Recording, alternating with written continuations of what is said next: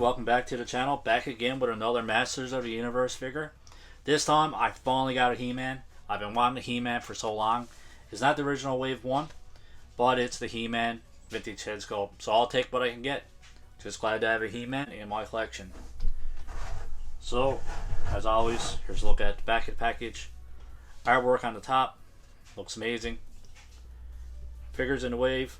If you're not familiar with the channel, we already did Fisto, Evil Lyn, Merman, Vintage Head Sculpt Skeletor. I do have Faker kicking around somewhere, and we finally got He-Man. So for all you inbox collectors and all you collectors that like to keep your figures mint on card, one is almost perfect condition and it is unpunched. So enough talking, let's crack this guy open. He comes with the same comic book that's with all Wave 5s. Just one little piece of plastic keeping him safely secure in his plastic prison. And as always, there's his accessories in this dreaded bag that I hate so much.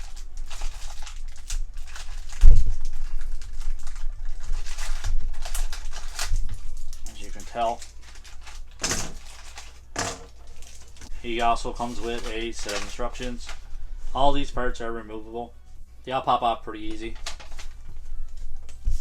Said before that this is the same comic book that comes with all the Wave 5 figures, but just in case you're new to these and you didn't check out any of my other reviews, here's a look at the inside. No words in this comic book. Pretty cool artwork, all the same. For accessories, he comes with, obviously, Sword of Power. Comes with his axe and a shield.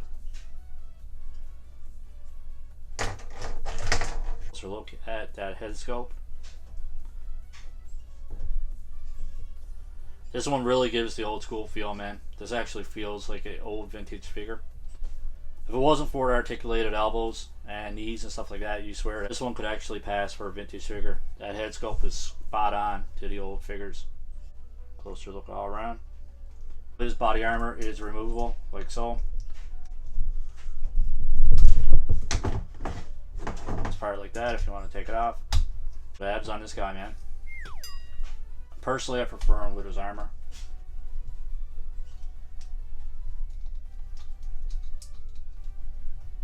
Made it a lot more harder than I needed to.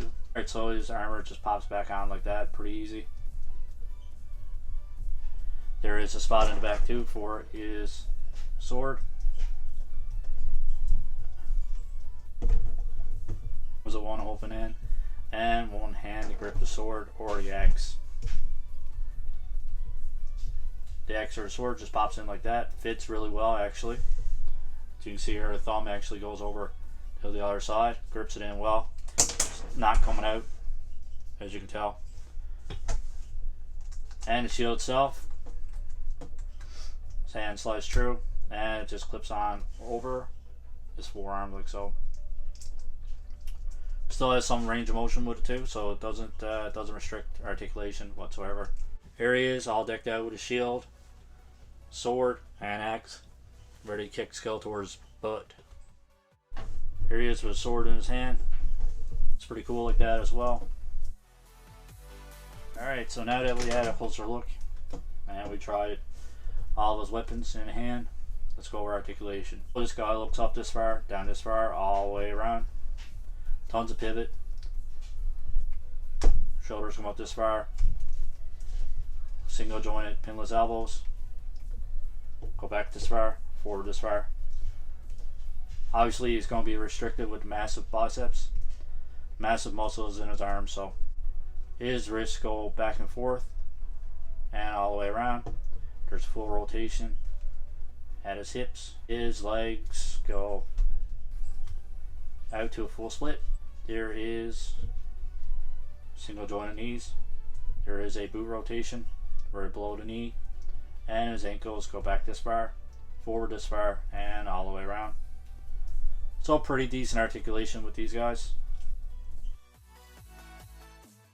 So the things I like about this figure, he did an awesome job with the vintage head sculpt. It does look like the older figure. I'll put a comparison on the right there. I think they nailed what they were going for. It really gives you that vintage feel. I know this is a retro line, so they keep it as close as possible, but this one, I think they really nailed it.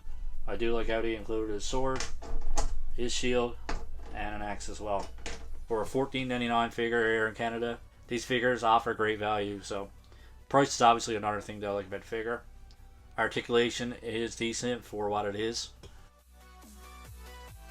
So things I dislike about the figure, there is some paint missing off of his belt. I didn't notice before. There's a lot of overpaint here on his boot.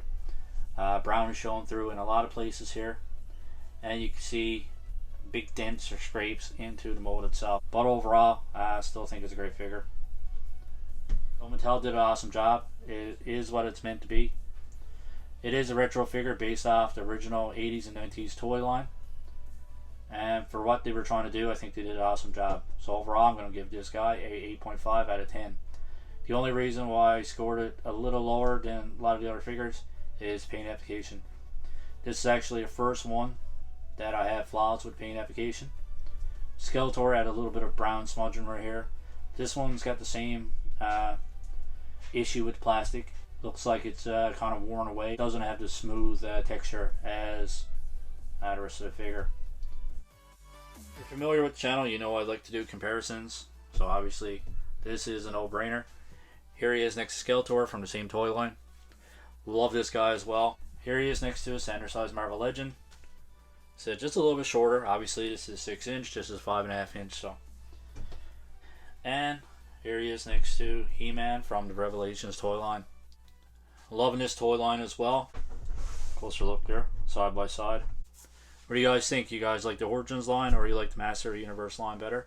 Let me know in the comments below. So here they are, both from behind. Side angle for both. Now this one didn't come with an axe, he came with a sword and his shield.